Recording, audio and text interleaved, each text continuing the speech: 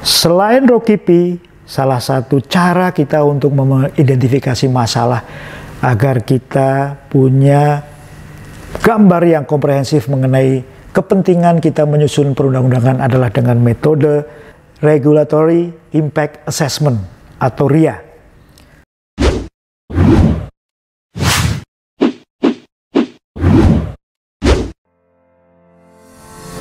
Selamat datang kembali para legal drafter. Salam drafter. Kita kembali berjumpa di Wibisono Review, suatu channel tentang legal drafting, kemanusiaan, dan kebangsaan. Kali ini kita akan bicara mengenai bagaimana latar belakang tujuan penyusunan peraturan perundang-undangan.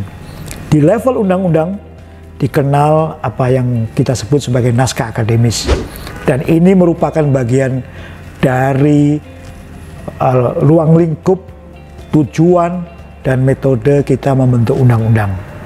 Kalau kita lihat saat ini misalnya ketika kemudian diinisiasi Undang-Undang Cipta Kerja atau Undang-Undang Harmonisasi Peraturan Perpajakan, itu karena kebutuhan yang sangat mendesak. Kita ingin meng-attract investasi, kita ingin berkompetisi dengan negara lain.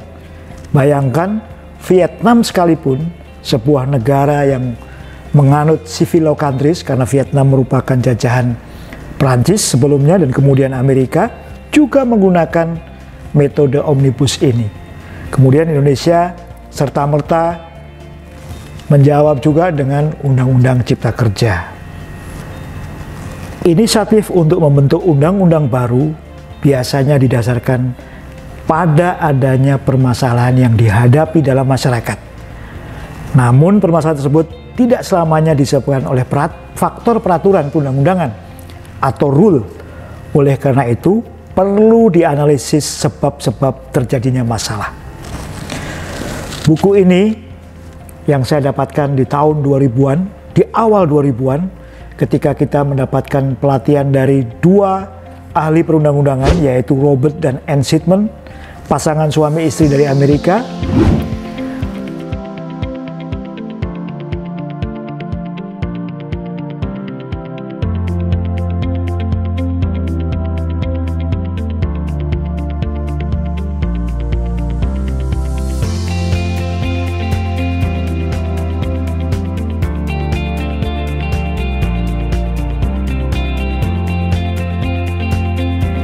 Ann Sitman merupakan pengajar pada saat saya menempuh kuliah di Boston University. Jadi Robert dan Ann Sitman mengembangkan satu metode untuk mencari solusi atas permasalahan dalam masyarakat yang dikenal dengan metode Rokipi, yaitu singkatan dari rules atau peraturan, opportunity atau kesempatan, capacity atau kemampuan, communication atau komunikasi, interest atau kepentingan, proses, dan ideologi. Nah, terkait dengan Rokipi tersebut, peraturan, kesempatan, kemampuan, proses komunikasi, kepentingan, dan ideologi, kalau di Indonesianya disingkat sebagai PKK, PKKI, adalah cara untuk menjelaskan permasalahan yang berulang timbul untuk memahami permasalahan tersebut. Dengan memahami permasalahan tersebut, pembuatan kebijakan dapat mencari jawaban atas permasalahan tersebut dan menyelesaikan permasalahan tersebut.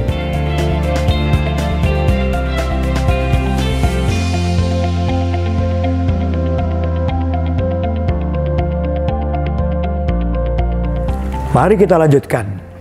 Apa saja unsur-unsur dalam Rokipi? ROCCIPI, Rokipi. Yang pertama adalah rule atau peraturan, yaitu berhubungan dengan hukum, aturan, atau norma. Kemudian opportunity atau kesempatan, itu berhubungan dengan kondisi, keadaan, kesempatan, dan kemungkinan yang mengakibatkan stakeholders terlibat dalam permasalahan sosial, lalu tunduk atau melanggar peraturan. Kemudian ada capacity atau kemampuan, berhubungan dengan kemampuan atau ketidakmampuan atau kesanggupan yang mengakibatkan stakeholders terlibat dalam permasalahan sosial untuk kemudian tunduk atau melanggar peraturan. Kemudian C yang kedua adalah komunikasi, communication, berhubungan dengan efektivitas peraturan dalam kegiatan stakeholders. Ketika stakeholders tidak mengetahui adanya satu peraturan, bagaimana mereka akan bertindak sesuai dengan aturan tersebut. Kemudian I, interest atau kepentingan, berhubungan dengan motivasi stakeholders yang menyebabkannya terlibat dalam satu permasalahan. Sementara proses berhubungan dengan kriteria atau prosedur dalam pengambilan keputusan oleh stakeholders yang melibatkan dirinya terlibat dalam satu permasalahan tersebut. Ideologi berhubungan dengan nilai-nilai atau prinsip dan tingkah laku yang membentuk seseorang melihat dunia, melihat permasalahan, dan mengambil keputusan. Pada saat kita akan melakukan penyusunan undang-undang mengenai penyusunan peraturan perundang-undangan, kita kedatangan Enshitman di sekitar awal 2001. Buku yang kemudian diterbitkan oleh Ellipse ini adalah satu inspirasi mengenai bagaimana kita menyusun rancangan undang-undang dalam suatu masyarakat yang demokratis. Yang diterbitkan oleh Ellipse saat itu menjadi satu kajian bagaimana kemudian kita membentuk naskah akademis dalam satu peraturan perundang-undangan, khususnya undang-undang. Salah satu metode Rokippi yang dapat kita gambarkan adalah misalnya tadi yang saya sampaikan, pada saat kita menyusun undang-undang cipta kerja yang berformat omnibus, itu karena kita melihat bahwa kita memiliki daya saing yang perlu kita tingkatkan, ease of doing business. Nah, itulah yang kemudian kita bergegas membentuk undang-undang cipta kerja. Karena para tetangga kita juga bebenah, negara-negara tetangga Vietnam, ini agak mengkhawatirkan kalau misalnya Laos dan Kamboja juga bisa setara dengan Vietnam. Selain Rokippi, salah satu cara kita untuk mengidentifikasi masalah agar kita punya gambar yang komprehensif mengenai kepentingan kita menyusun perundang-undangan adalah dengan metode Regulatory Impact Assessment atau RIA. Berbeda dengan Rokippi yang saya sebut di awal, metode RIA sudah masuk dalam lingkup ruang analisis terhadap peraturan. Artinya apa? Apabila dalam Rokippi kita belum menentukan solusinya dalam bentuk peraturan atau rule, dalam RIA kita sudah memasuki pilihan perlu membentuk peraturan perundang-undangan. Selanjutnya yang dilakukan dalam metode RIA adalah mencari rumusan norma atau rumusan peraturan yang tepat, serta menganalisis dampaknya dari setiap pilihan norma tersebut kepada masyarakat.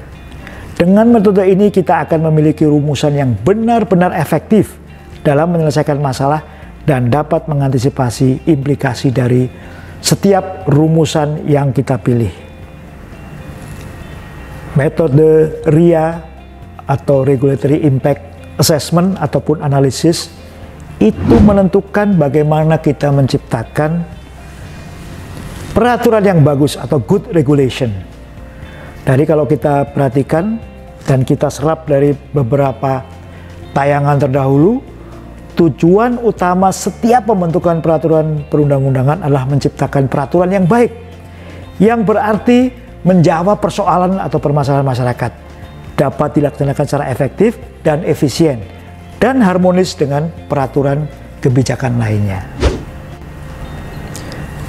Kalau kita melihat beberapa benchmark mengenai good regulation, misalnya dari OECD, disebutkan jelas bahwa 1. Serve clearly identified policy goals and be effective in achieving those goals. Yang kedua, have a sound legal and empirical basis. Kemudian, produce benefit that justify considering the distribution of effect across society and taking economic, environmental, and social effect into account. Kemudian yang 4, minimize cost and market distortion. Kemudian 5, promote innovation through market incentive and goal-based approach. Be clear, simple, and practical for user. Be consistent with other regulation and policies. Be compatible as far as possible with competition, trade and investment facilitating principle at domestic and also international levels. Lalu pertanyaannya, bagaimana dengan di Indonesia? Salah satu pertimbangan penyusunan Undang-Undang 12 tahun 2011 adalah untuk memenuhi kebutuhan masyarakat atas peraturan perundang-undangan yang baik. Dalam pasal 5 undang-undang tersebut disebutkan asas pembentukan peraturan perundang-undangan yang baik, yaitu A. Kejelasan tujuan, B. Kelembagaan atau pejabat pembentuk yang tepat, C. Kesesuaian atau jenis hierarki dan materi muatan, D. Dapat dilaksanakan, E. Kedayagunaan dan hasil gunaan, F. Kejelasan rumusan dan keterbukaan. Sekarang kita beralih kepada pengertian, tujuan, dan sejarah RIA. Pengertian umum, RIA merupakan satu alat dan metode yang digunakan untuk membantu, untuk membantu, ingat, jadi bukan pengganti, dalam membentuk satu peraturan perundang-undangan yang baik dengan menilai dampak yang akan timbul dari penyusunan peraturan perundang-undangan tersebut. Secara umum, RIA digunakan untuk menguji dan mengukur manfaat, biaya, dan dampak dari peraturan yang baru tersebut dan peraturan yang sudah ada.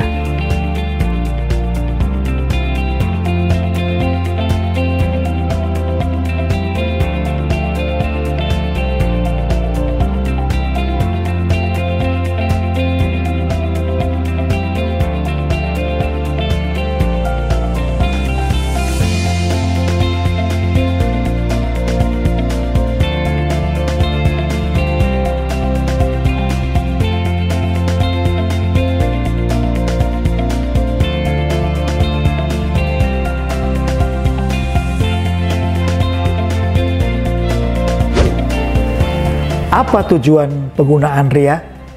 Salah satu tujuan penggunaan RIA adalah untuk menilai dan memberikan pembenaran bagi pemerintah bahwa penyelesaian permasalahan dalam bentuk peraturan perundang-undangan tadi mempunyai manfaat yang melebihi biaya yang seharusnya dikeluarkan atau terjadi dengan menggunakan prinsip analisa biaya dan manfaat atau cost benefit analysis. Bagaimana sejarah RIA? RIA pertama kali digunakan dalam Inflation Impact Assessment pada masa Presiden Jimmy Carter di Amerika di tahun 1978. Kemudian RIA dengan menggunakan metode benefit cost analysis pertama kali digunakan dalam masa pemerintahan Ronald Reagan tahun 1981.